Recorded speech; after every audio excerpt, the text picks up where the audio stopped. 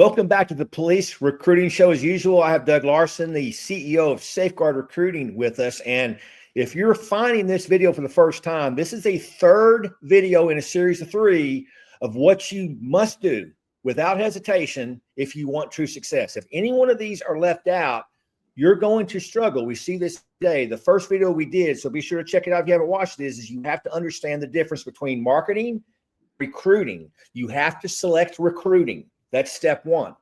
Video 2, watch it if you haven't already seen it, is once you understand what recruiting is and you select recruiting, you have to know the data, not of your hires, but how many people you need to get interested in your department and how many applications you need for your hires. Then you need to stick with recruiting elements to get those people.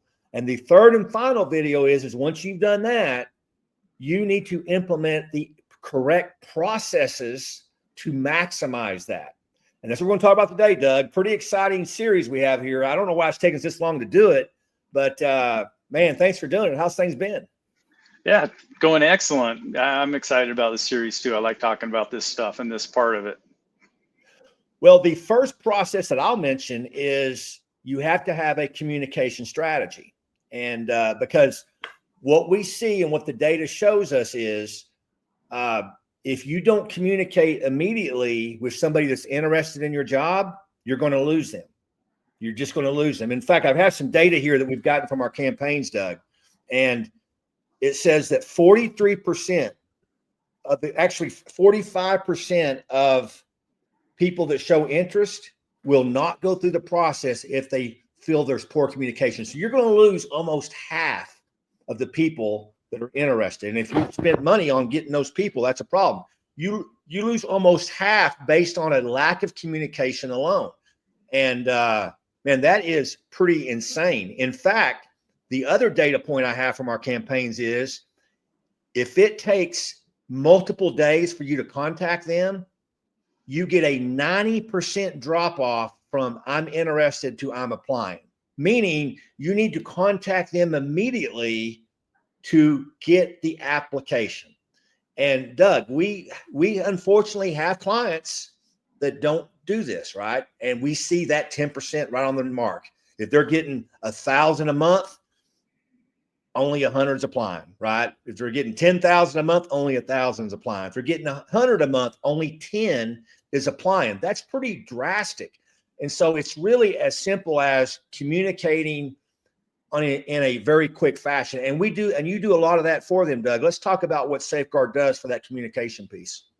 Yeah, Travis, communication's key. You've heard us talking about this for years, right? That we've got to communicate effectively and often. If we don't, we're not showing interest in the candidate, they move on.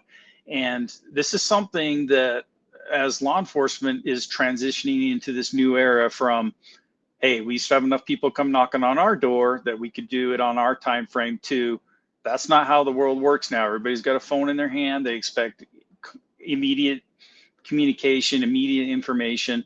And that's what is important to them. Not only that shows you're interested in me, but you work at a level that I can trust as I move forward through this. So communication is very key. And we could cite example after example of this, of where it's a problem. And we still have some departments that right up front tell us, hey, somebody shows interest in us, we're going to send them this 50, 60 page packet. And if they don't fill that out, we don't talk to them at all. Or I'll call them a couple times and it's take it or leave it. If I can't get a hold of you, I guess you weren't interested. But there's a number of different methods that we can communicate with people. The messaging's got to be right as we communicate with people, but it is so important. It will take your campaign, your hiring from that low level of conversion of 3 to 5%, which is kind of a national average, and rocket it up there in the 40%.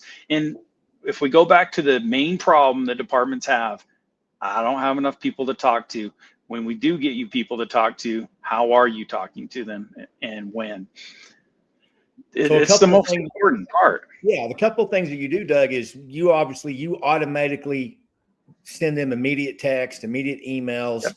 You really love to send them pretty quickly to the recruiter because there's nothing that There's nothing that can beat that personal phone call, that personal touch to an actual recruiter. But then what you do, Doug, is after about a month, you'll pick up the communication. So if they haven't applied yet, you'll pick that communication up so the recruiters can focus on, hey, who's the hot leads, right? Who are the people that have just expressed interest? And those recruiters can dive into communicating and making phone calls to them and to drive the applications up. Now, don't get me wrong, as you said, they could do nothing. They're still going to get more applications than they would before. But man, you're wasting a lot of resources by not that with that communication piece, are you not? Yeah.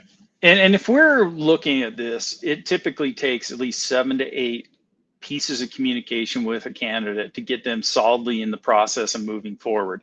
And we at Safeguard recognize this up front. We've been advocating this forever, and we'll handle that first level. As soon as somebody shows interest, they immediately get a text from us saying, hey, thank you for your interest in so-and-so department.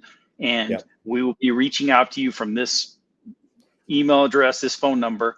Their name doesn't get held by us at all. When it comes in through the process, through the digital recruiting campaign, it immediately goes to the recruiter. So we're trying to bridge that gap until the recruiter can get involved and get the communication. And then a couple of days later, we'll do a follow-up email just to say, hey, we're still interested in you. We'll be reaching out. And it's effective until the recruiter can jump in and take over and do their part. Well, and you make it easy. I don't want to go into it too much. People can go back and watch because we've done videos on our applicant tracking system. And so you can watch that. But you give this for nothing. With a digital campaign, you believe in so much the communication piece. You provide them with a cloud-based software where they could mass email, mass text, keep up with everybody. Because you found that if they can't keep up with all the candidates, they're not going to be successful in communication. And after communication, there's another one I want to talk about, Doug, and our data shows us this. The initial information you get from them should not be a 60, 70-page background check, but you've got to keep these submission fields between 5 and 7 fields. Name, address, phone number, email, as short as possible, because people do not complete that stuff. And if you put a registration process on top of that, you really lose a lot of people. And that's very important. We get a lot of departments that will say, we want to just send them to our big giant application right off the bat. That's not smart to do. You're going to lose so many people. And they may say, well, then that's fine.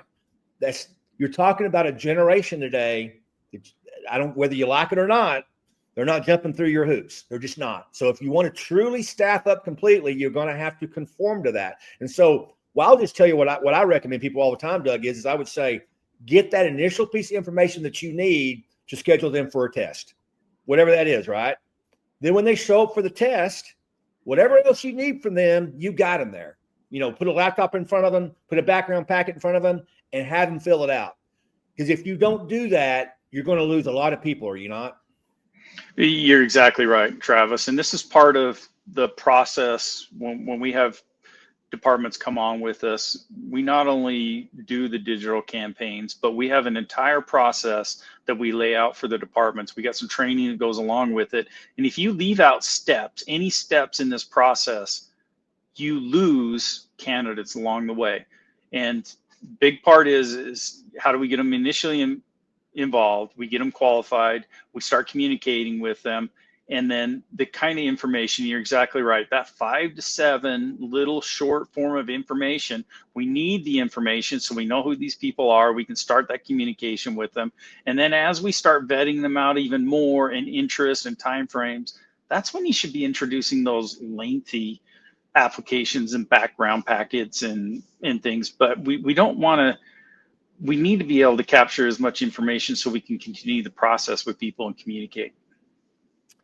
Yeah, man, that's huge. That's huge. In fact, we spoke to a potential client the other day, and I think we talked about on the show where he had it down to one touch point because touch points are big. We just saw a client. We just spoke to a client a few days ago where there were like 7 different clicks that somebody had to do before they applied. Forget it. You're never going to get who you need with that. You're just not. You can say you can not like that all you want. You can stick to your guns and keep that website like that. It's just not going to work for you, and we want to help you with that. And so, what Doug, people don't understand is when we send you people through the applicant tracking software, and they get all these people every day. We're getting that with one click. We have a one-click process on social media to get their information, and we stick with that 5 to 7 fields. And We're very successful in doing that. And so once we do that with one click, we don't want you to then go to 7 or 8 or 9 clicks. We need you to just kind of stick to that.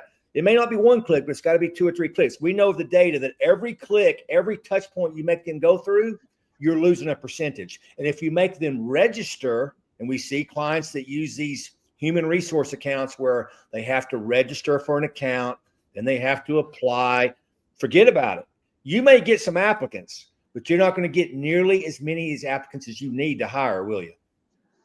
Yeah, you're exactly right. Anything you do to introduce some problems within the process, like extra clicks, we got to play Where's Waldo and find out how do I even get to this job opening, or if the more information you want to grab up front, the candidate might not have time to do it right then, right? They're used to easier and quicker ways to apply. And that's one way the private industry has over the government side and the departments is, on the government side, we usually have lengthier application processes, and these hiring processes for departments can be 3 to 6 months long. And the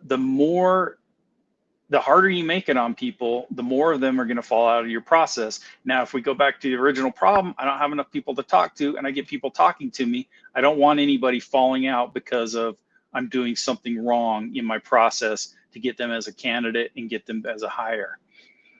Yeah, and we've had a lot of people talk about, yeah, you're sending me all these candidates, but we want high quality hires. Well, that's why we send all those candidates, right? If you need to hire 50 very highly qualified people, why don't you want 1,000 applications? That's what it takes, right? I mean, so it's really a numbers game. We're not your 1,000 applications. There's going to be a significant number that you don't want to hire. They may be minimally qualified, but they're just other people more qualified. But if you want the highest qualified people, you need the most people up front. And the only way to do that, Doug, is what you're doing with Safeguard. Because if you leave any of these pieces out, you're not going to be able to do it. And listen, I think one of the things I'm wrestling with, I don't know about you, Doug, is I feel like sometimes that I'm talking down to people and I'm saying they're wrong. That's not what I'm saying at all. We just know what works. And we're from law enforcement. We want to help law enforcement. We want them to succeed. And we just know what works based on all these campaigns that you've been able to do and all this data that you have, Doug. I mean, some of this data is just so crazy to me that, 90% drop off if you go more than 3 days without talking to them. That's insane. So here's the answer: call them on day one. Right? I mean, so we're not saying it to say people are wrong. We don't expect police officers to be high-level recruiting experts. That's not what we do. But we're just trying to provide the information to help them, whether they hire us or not. You can implement this stuff on your own if you like. I think we've sort of dialed this into where we can help you with not very much money at all, by the way. One of the important things about knowing the data and knowing what it takes is we know exactly what it costs. So if you got to hire 10 people, we can tell you to the penny what that's going to cost you, hands down. No games here. No random traffic being sent to your website, no commercials nobody's going to watch. We're not going to talk about YouTube, this and that. We're just going to talk about things that actually work. And so I think very much what we do is that's why we do this show, because Doug, we don't have to do the show. Nobody else does this. We're doing this because we want to educate at the end of the day. You don't have to hire Safeguard Recruiting, but we do want to see our community staffed up with officers because we're very fearful of that not happening. And the only way to do that is to actually lean in on what recruiting is and what it takes to actually make it happen. Yeah. To your point, we're not telling people they're wrong in the recruiting process. All we're asking and letting them know is they should make sure their recruiting process is current with the times, current with the technology, current with the employment rules, and current with how people get hired. And that's what we're trying to do for them, not only in outreach and making sure people are aware of the opening, but once they're in there, the entire process is current. So it maximizes effectiveness and it's a very efficient process for everybody involved. And that's all we're doing is we're getting departments so the recruiting efforts are actually current. Well, I hope this series helped. I mean, we went through it pretty quick. Obviously, with our clients, we go into a lot of detail. We do a lot of training with them. In fact, just as an offer, if anybody watched all 3 of these videos and you're really interested, we will send you our $200 class for free. we'll give you a special code, and you can, if you put up with us for these 3 episodes, we'll give you 2 hours of it where we go into a lot of detail about all this. Just contact us on our website, safeguardrecruiting.com, and say, hey, I watched all 3 videos. Make sure you say you love Doug's hair and you loved what he had to say, and we'll just send you a code over to take that class. I mean, we spent thousands of dollars producing that. We're not here to try to take a bunch of money. We truly want to help. So we'll give that class to you for nothing. No strings attached, but you obviously would have had to make it to the end of this video of my rambling and watch the other 2. But tell us who you are, where we can send the code to, and kind of what you kind of took away from these 3 videos. Doug Larsen, man, this has been fun. I probably get way too excited about this than I should, but I'm just excited because we know this works, and we just want people to understand that so much. So, man, thanks for being on. Thanks for all the suggestions. It's great. Yeah, it's been excellent. Thanks, Travis. If you've been watching, you've been listening, thank you for doing that. We will certainly see you next week.